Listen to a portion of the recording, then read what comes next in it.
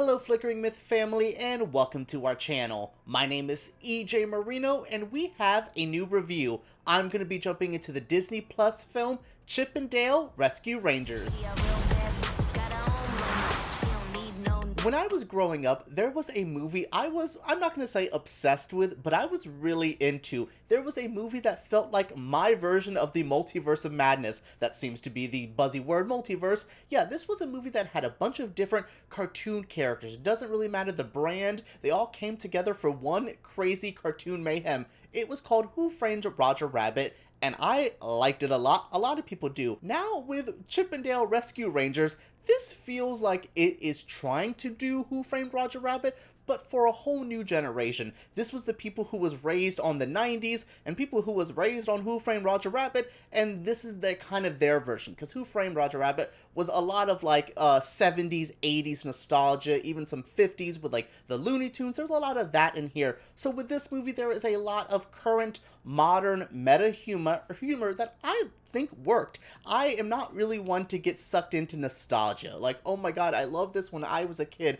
I liked Chip 'n Dale when I was a kid, but it wasn't like my go-to cartoon. So there isn't that like nostalgic hook in for me. But what hooked me for this movie is all of the meta-ness. I love jokes about Hollywood. I love jokes about the weird film industry. I love all of those kind of references to pop culture, references to movies and things like that, and this movie really scratched that itch. There was a lot in here, stuff the trailers haven't even showed you. There's people in this movie that like, this character's in this movie, like I can't wait for people to be like, why is this person at the weird convention? That's what I'm talking about. I love the idea of this movie. Is it my favorite kids movie I've seen all year? No, it definitely feels like a kids movie at times where, you know, the humor is a bit low sometimes, a bit younger demographic, and then sometimes the references are like pure on for adults. So I would label this a movie that works perfect for the little ones, but the parents won't feel like it's torture to get through. 30 years after Rescue Rangers went off the air, Chip and Dale have gone their separate ways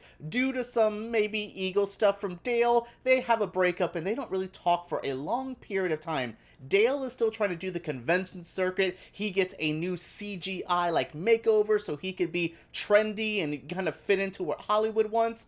And Chip is just living his normal life as like an insurance salesman, not anything too crazy. But these two are brought back together when they have to solve a mystery. There is cartoon characters kind of disappearing and being forced to do these like bad bootleg movies. Yeah, don't even get me started on how hilarious the bootleg movies were. I was just like, not gonna lie, I would watch like E.T. versus Batman and Mrs. Doubtfire. Like, give me that movie for real, Hollywood. Yeah, so we have these characters that are trying to get back together after a long time apart and have a mystery.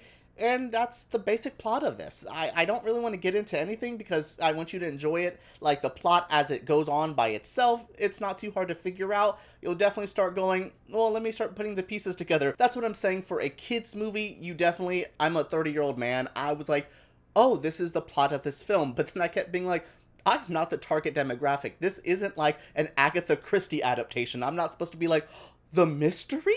The intrigue? Yeah, no, this is definitely one that I was like, let me figure this out, figured it out. But it was the ride. It's these characters. It's also the voice acting. I did not expect to like John Mulaney and Andy Sandberg as Chip and Dale as much as I did. I don't know. I was really surprised by their voices. I also love when they did the chipmunk thing, which they brought back the original actors to do the very Alvin and the Chipmunk kind of high-pitched voice. Ooh, maybe I should not name Alvin and the Chipmunk since they seem to have beef with him in this movie. Yeah, there's just a lot of these little things that came together for a pretty overall good experience. Watching these characters, Chip and Dale, reunite, watching them figure out a mystery, go through all this crazy stuff, figure out what's happening in Toontown. I know that's Who Framed Roger Rabbit, but hey, Roger Rabbit's in this movie, seems like it's fair game. Yeah, all of this kind of came together for an overall experience that I'm still kind of perplexed that I liked as much as I did. This movie has some crazy positives and some negatives. Not as many negatives as I thought. Definitely some of the jokes weren't exactly for me. I didn't laugh at every single joke, but then they would do a meta reference to the 90s and they would hit me right in my sweet spot there.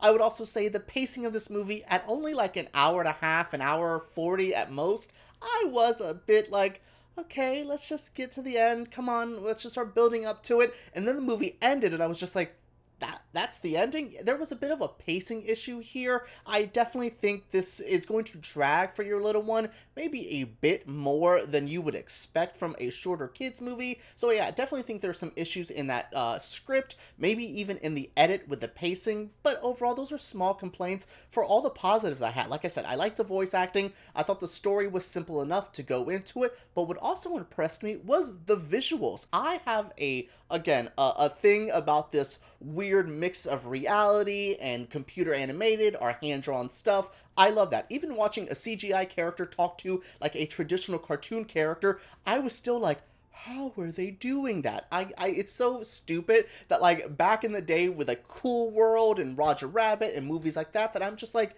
still amazed in 2022 by the technology, by how good they blend it all together and how they make it feel like a tangible, a real thing. It worked so well for me. I love the visual style of this movie. It was just overall an enjoyable thing to watch. Again, the pacing, some of the jokes, not my favorite, but I can overlook some small little tweaks like that when it has a fun script, good acting, and a great look to it. That's all I could ask for from this movie. That's all of us should be asking for. Like, we had bare minimum expectations, and they kind of exceeded that. Well, everyone, that is it for my review of Chip 'n Dale Rescue Rangers. I had a pretty good time with this. It's not going to be my favorite child's movie of the year. Sonic 2 still has that beat. I just watched that again for like the second, third time.